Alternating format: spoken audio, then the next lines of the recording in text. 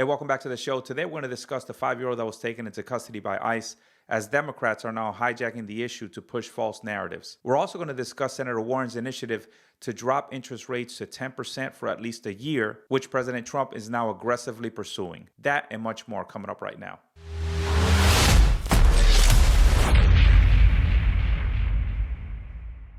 So let's go ahead and begin by talking about the 5-year-old that was taken into custody by ICE, because I think it's pretty important for everybody to understand what happened. Let's listen to MS now asking all of us to have some compassion. Here they are. Looking at that face, that little face of Liam, I can't help but just really feel, where's the compassion?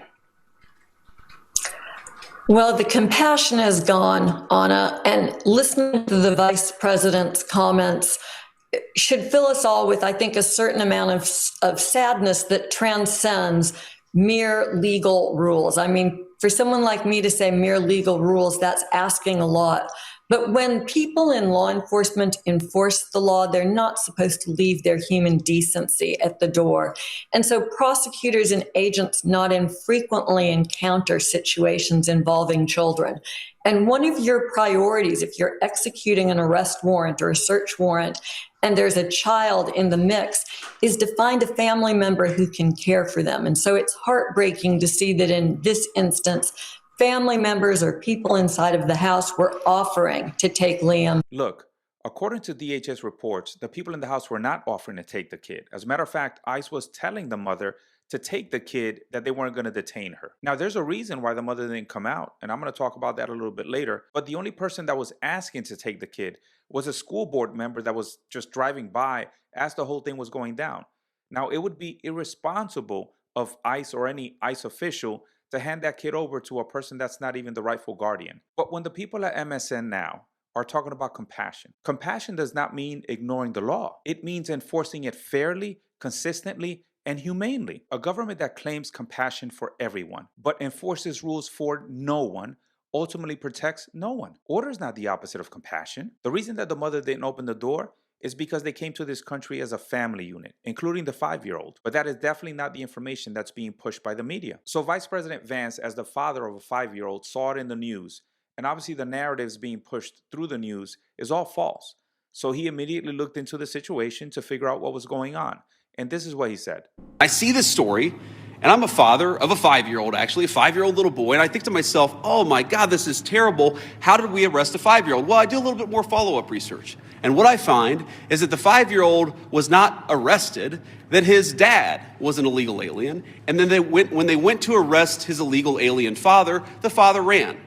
So the story is that ICE detained a 5-year-old. Well, what are they supposed to do? Are they supposed to let a 5-year-old child freeze to death? Are they not supposed to arrest an illegal alien in the United States? You know, to me, it's incredible when you start looking into these cases that the media shows that are so sensational, and how non-sensational they are once you figure out the details of exactly what happened.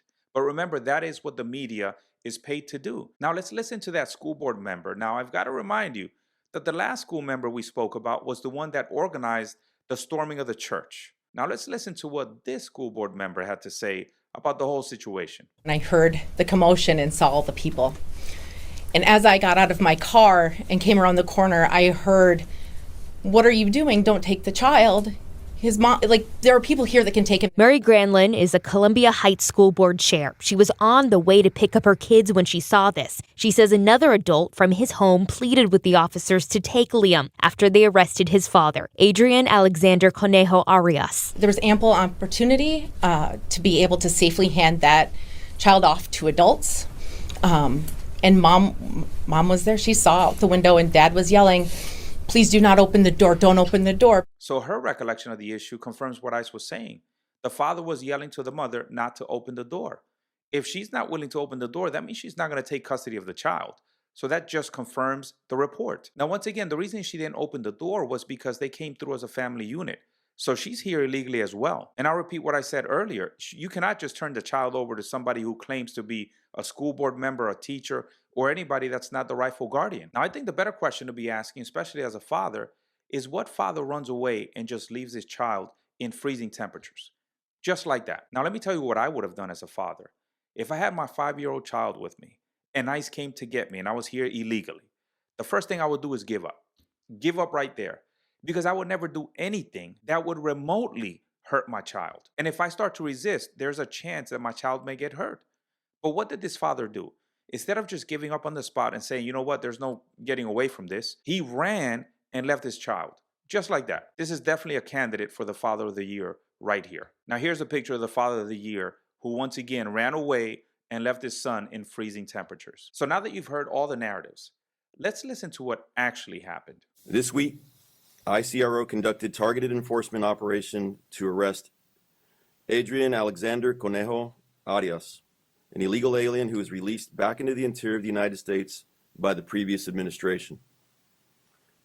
When officers approached Conejo Arias, he and his child were in a vehicle. Arias fled from law enforcement on foot, abandoning his child in the middle of winter in a vehicle. One of our officers stayed behind with that child while other officers apprehended his father. After conducting the arrest, my officers stayed with the child. They cared for him, took him to get something to eat from a drive-through restaurant, and spent hours ensuring he was taken care of. Again, my officers did that, not his father. My officers did everything they could to reunite him with his family. Tragically, when we approached the door of his residence, the people inside refused to take him in and open the door. When you listen to this, it doesn't sound so sensational, right? A family came through as a family unit into this country illegally. The father was taken in by ICE. The son just happened to be with him, and they were taken into custody. That is it. They were detained, and now they're in an ICE facility. The reason why this story is so sensational is because it tugs at everybody's heartstrings. That's why. And I've got to be honest with you, it tugs at my heart as well. But the law is the law. And what the media is now reporting is that the father and son, they are together, but they are in a terrible ICE facility in Texas. But Representative Tony Gonzalez, the one who represents the area where the ICE facility is getting ahead of all of that. This is what he just put out on X. In the coming days, you'll see a lot of grandstanding by politicians at the Dilley ICE Center in my district, Texas 23. It's all for show. I've been there and seen the state-of-the-art facilities and protocols that ICE follows. Now here's a video of what he's talking about.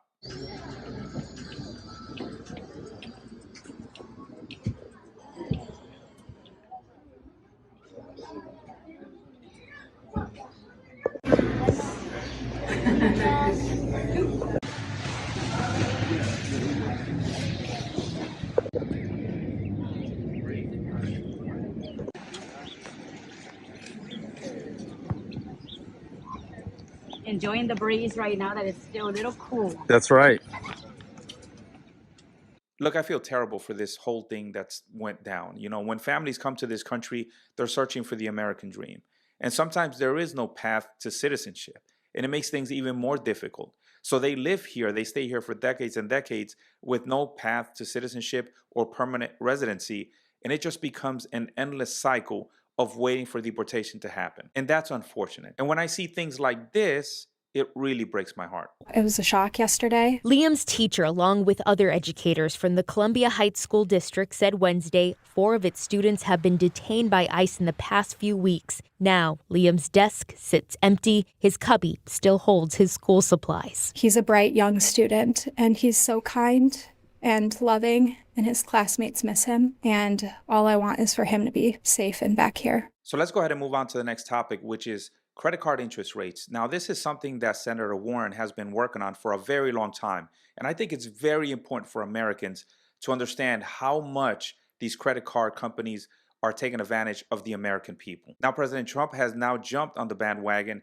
and he is very serious, and he's attacking this issue very aggressively as well. So much so that he recently called Senator Warren, and they discussed the issue.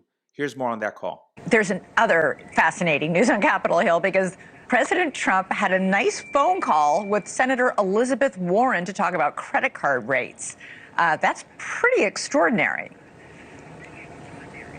Yeah, he did. It was interesting. We did talk to Senator Warren after that phone call, and we got her on camera there. This is an area where people may be surprised, but President Trump and Elizabeth Warren aligned very much on this idea to limit how much credit card companies can charge for interest rates.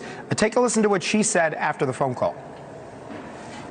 Look, for years now, I've said we should have a cap on credit card interest rates. Donald Trump said over a year ago that he was in favor of that, but he hasn't lifted a finger to make it happen. Now might be the time to get that done. I've also raised the question about get our housing bill on through. Now, if you're wondering if President Trump is serious about this, he is indeed. As a matter of fact, when he was at Davos, he addressed it as well. Take a look. One of the biggest barriers to saving for a down payment has been surging credit card debt. The profit margin for credit card companies now exceeds 50%, one of the biggest. And they charge Americans interest rates of 28%, 30%, 31%, 32%. Whatever happened to usury?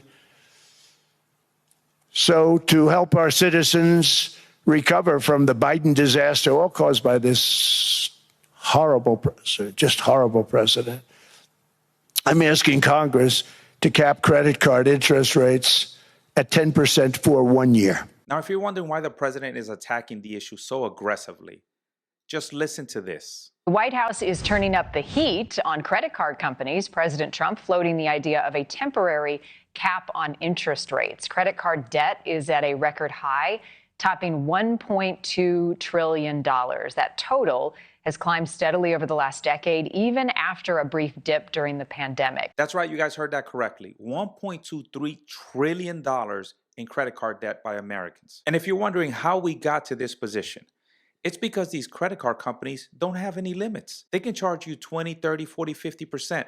Whatever they think they need to charge you, that's what they charge you. And sometimes the formulas that they use are absurd. Just take a look at this. The interest rates have grown over the years. You know, the average rate in 2021 was about 14%, and now it's over 20%, with some credit cards charging really close to 30%. This proposed cap, again, 10% for a one-year term, could cut the interest rate for the average consumer by around half.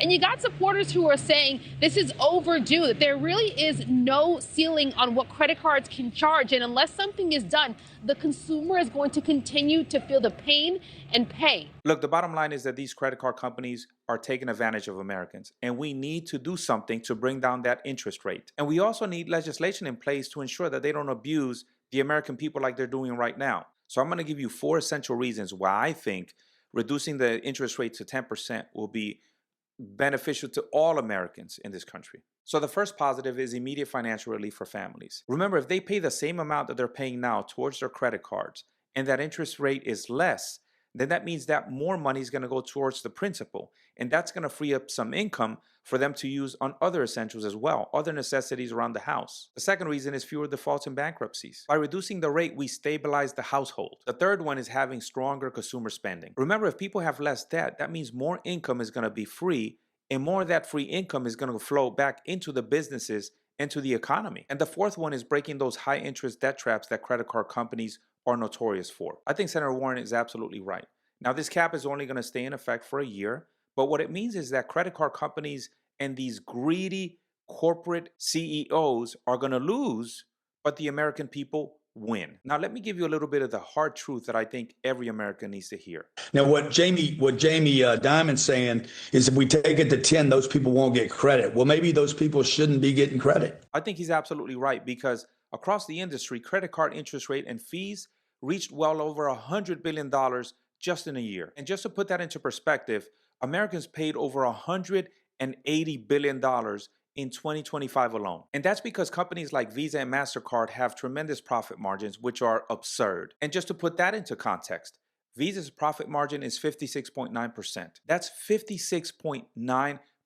MasterCard, 45.7%. This is how much money these companies are making off the backs of American people. And you know what that is? That is a true indicator of the rich getting richer while the poor get poorer. The CEOs for these companies are greedy as hell, and they don't care that people are getting into debt. And if they need to sacrifice profits for 1 year, then that's something they need to be willing to do. I think President Trump needs to continue to pursue this aggressively. And all his little buddies that are in corporate America that are entrenched and make money off the backs of Americans need to take a break for at least a year. Probably for longer than that. But they need to give the American a break from the $1.23 trillion that we have in credit card debt right now. All right, that concludes the show for today. Like, share, and subscribe. And until next time, stay balanced.